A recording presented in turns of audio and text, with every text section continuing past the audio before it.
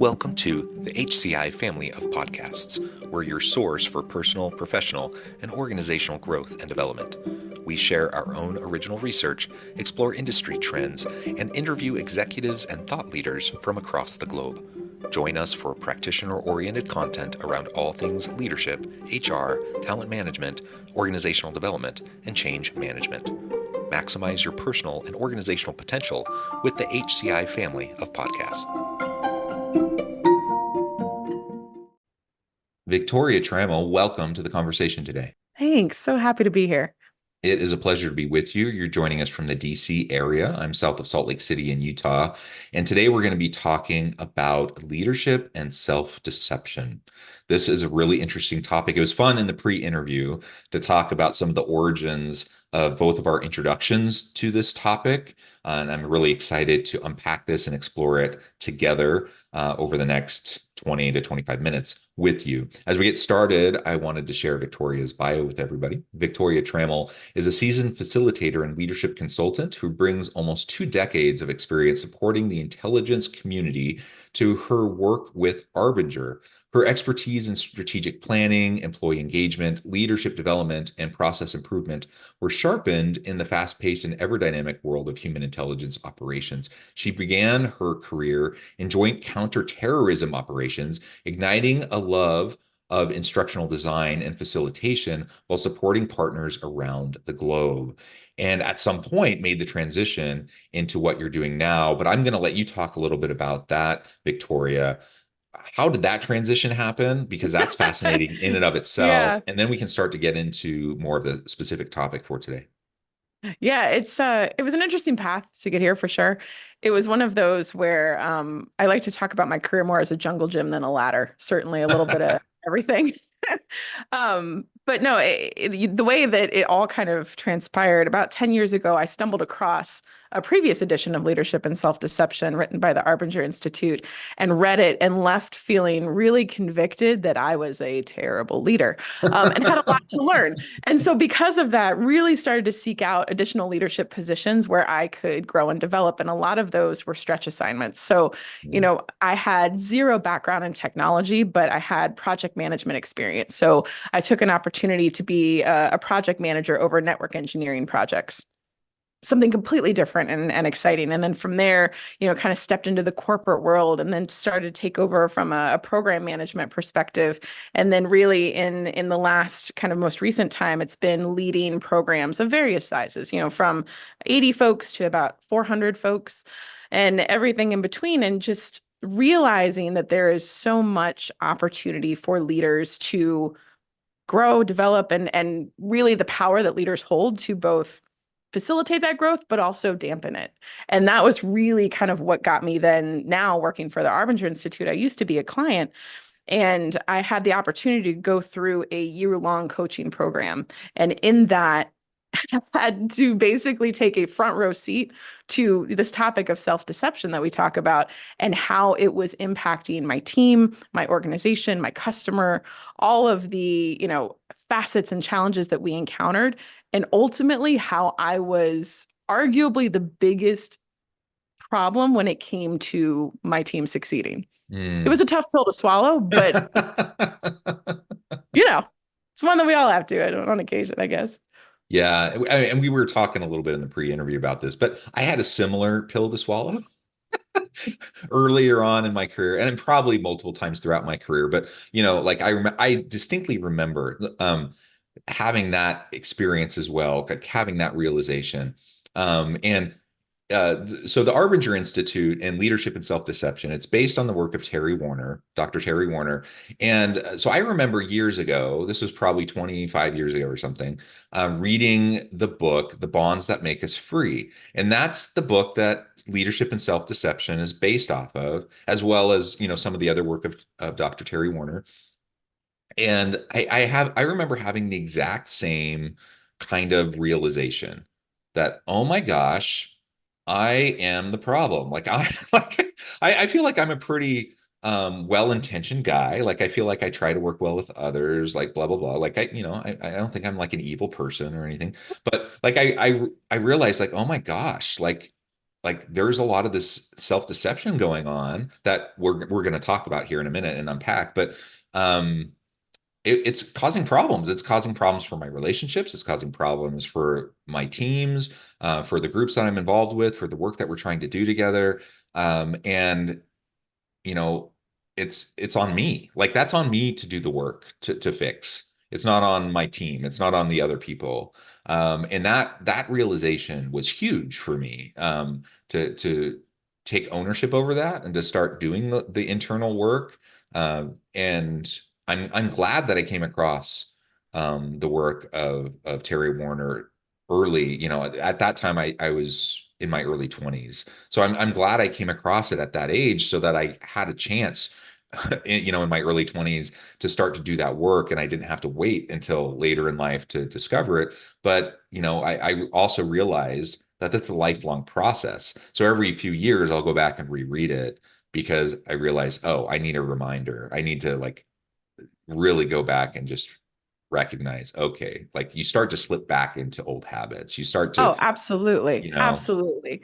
I mean, and you think about it in terms of like it's really about progress, not perfection, right? yeah, absolutely. And when we talk about self-deception, that in and of itself, it's very easy to kind of get, academic and kind of ethereal and we talk about it, but really it comes down to just what it's like and how we see others and how that then shapes our behaviors and our actions moving out. And, when you talk about reading the book and having that moment of, wow, like it was like the fog lifted, right? Or the clouds parted and the sunshine. And it was such a clarifying moment for me. And I would love to say, but you already kind of alluded to it. I'd love to say, like, I had that aha and I became the world's best leader moving on out. But we just know that's not true. I mean, it has been such an iterative and it's a practice, right? It's a practice of being able to see others clearly, of getting curious about what's going on in it. And it sounds so simple, but the impact can be tremendous.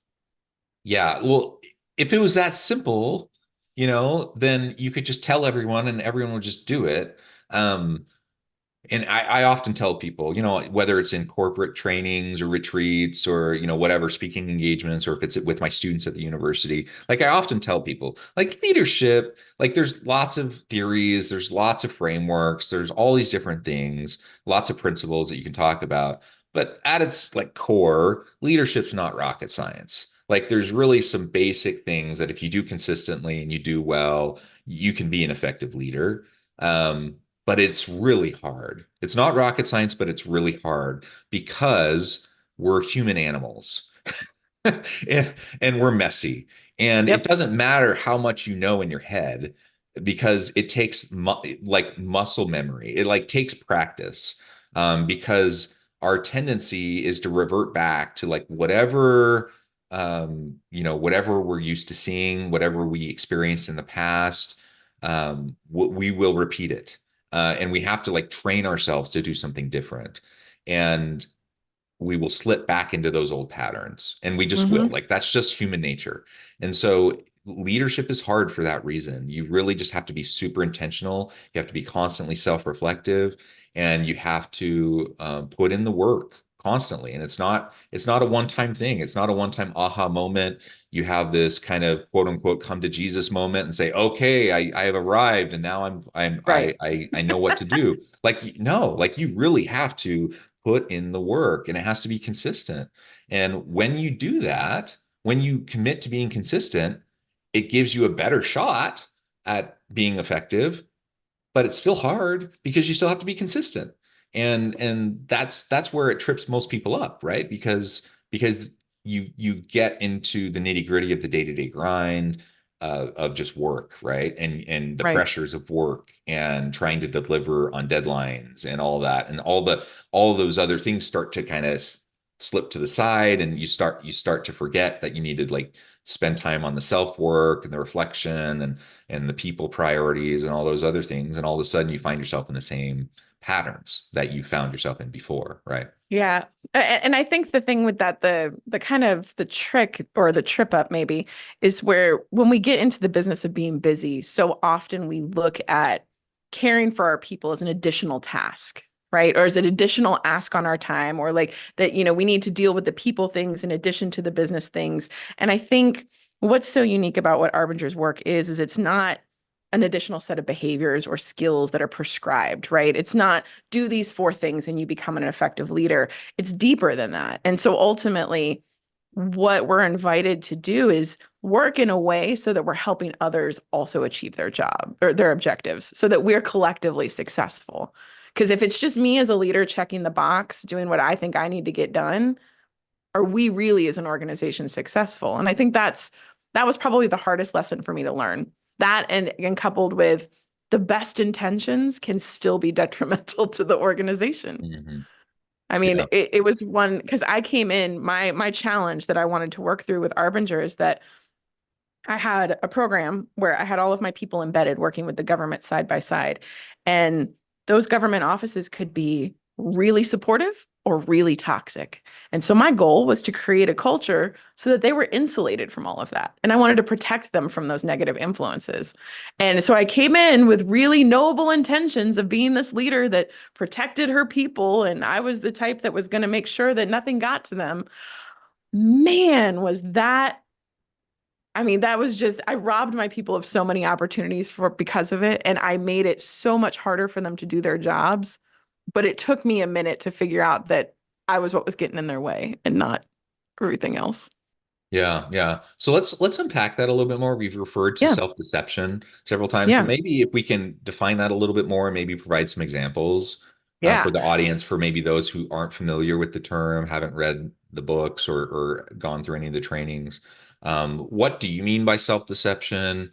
And maybe what are some of the common types of self-deception examples that you see in the workplace?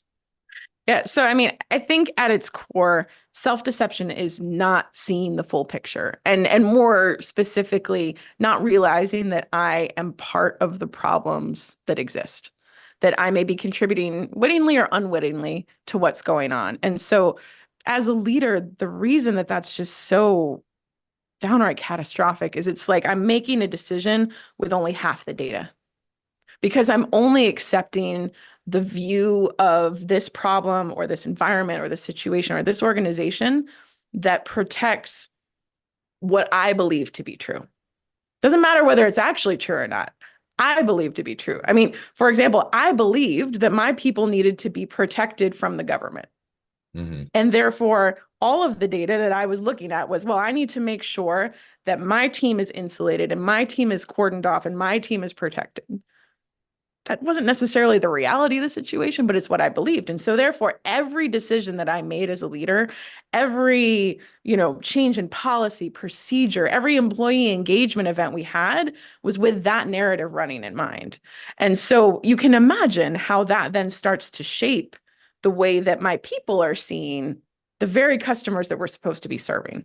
Yeah, it shapes everything. And I'm thinking of one organization where, on the one hand, I see some C-suite executives that, employee morale is low at this organization.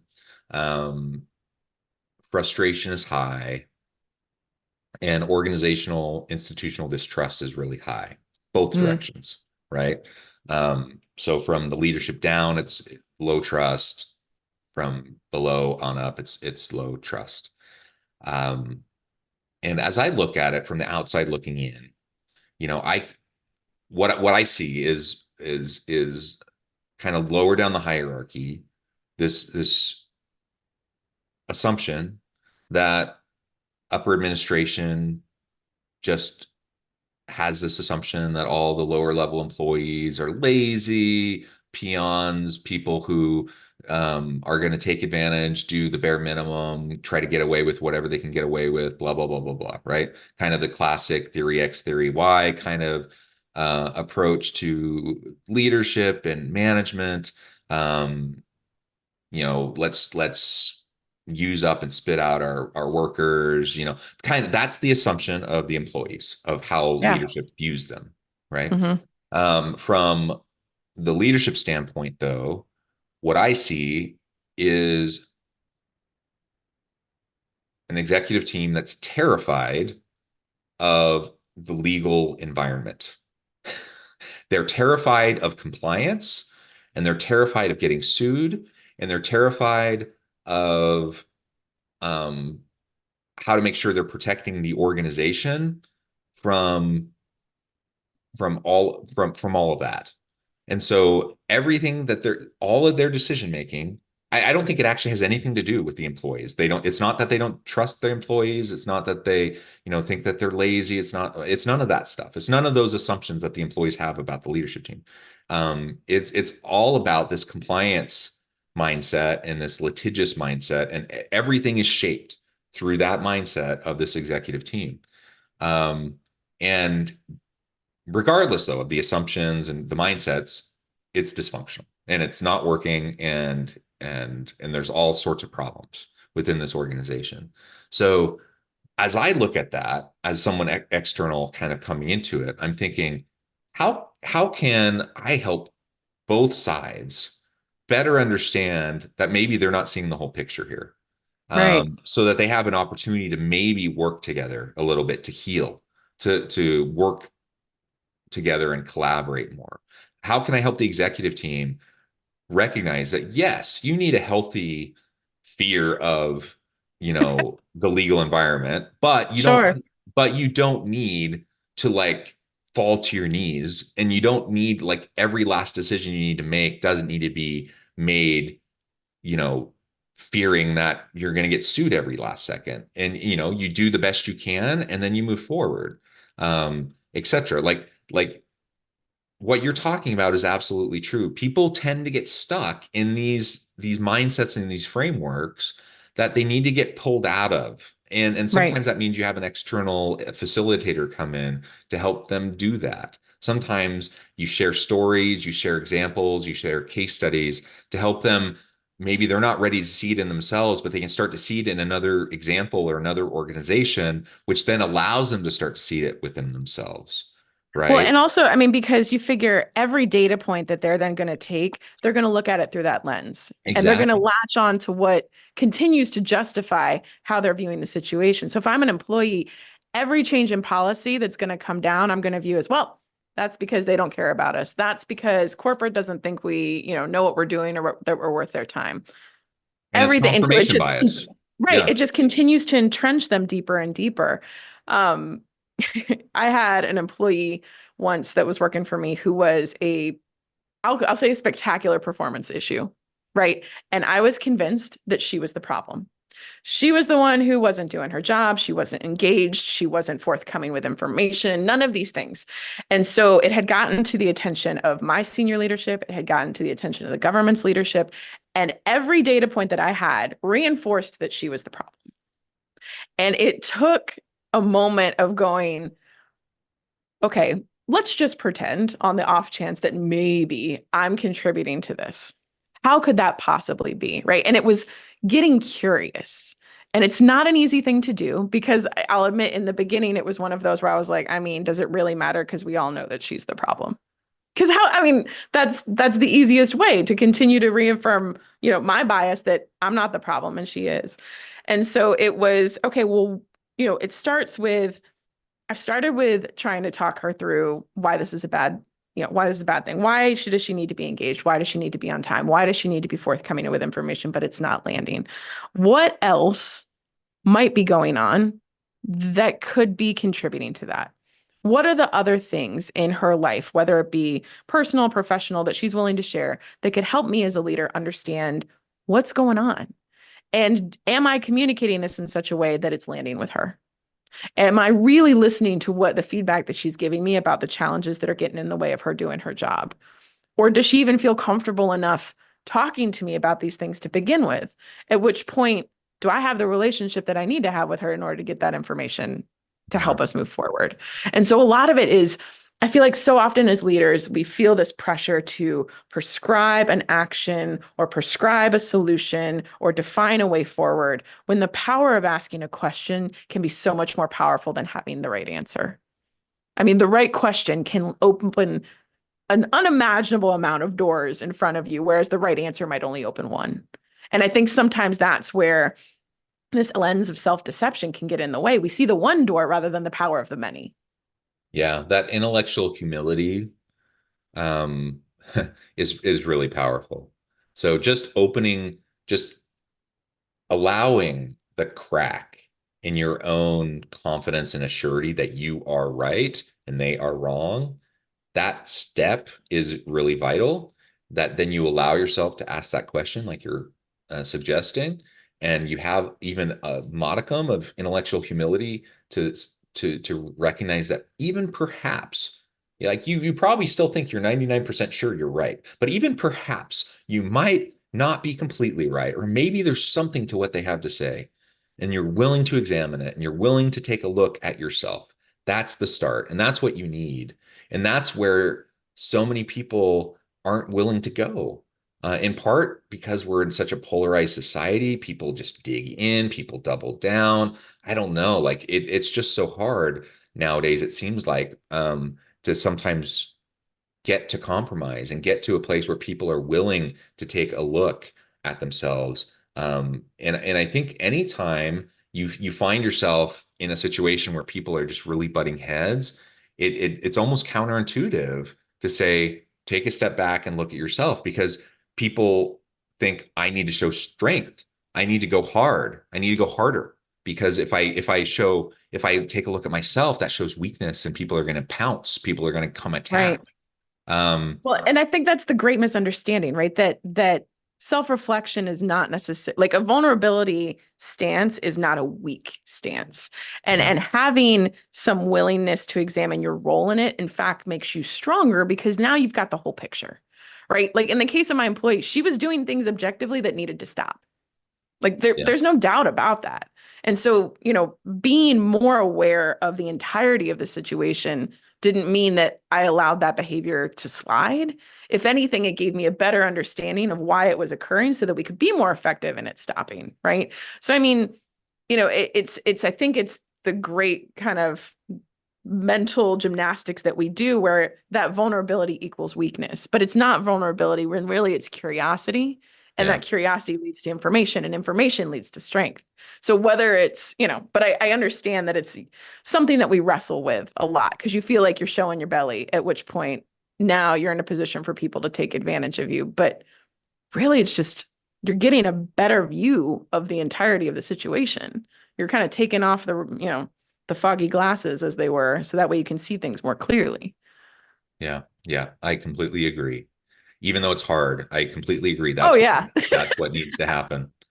Well, this has just been a really, really great conversation. I note the time, which has flown by, and I need to let you go and get on with your busy day. But before we wrap things up, I wanted to give you a chance to share with the audience how they can connect with you, find out more about your Yeah. work, your team, and then give us a final word on the topic for today. And so you can see a lot more about what we do, where we do it, how we do it, all of those things. We're really excited in that we've got the newest edition of the book, Leadership and Self-Deception, which is launching August 27th. We're really excited about this new edition. This is, as I said, the fourth go round, but we've introduced a couple new characters to allow us to look at this challenge of self-deception in the workforce from a couple different angles.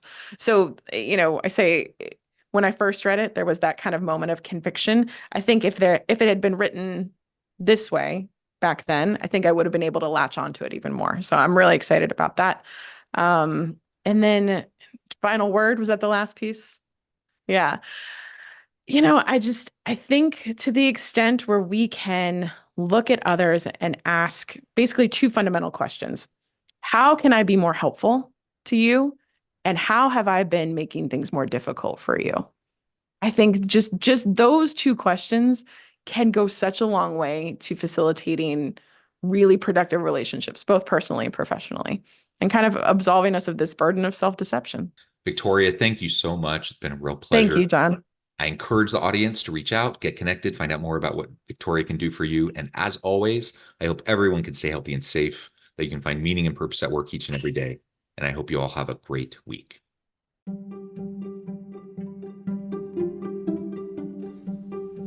Thanks for joining us for this episode of the podcast. We hope you stay healthy and safe, and please join us again soon.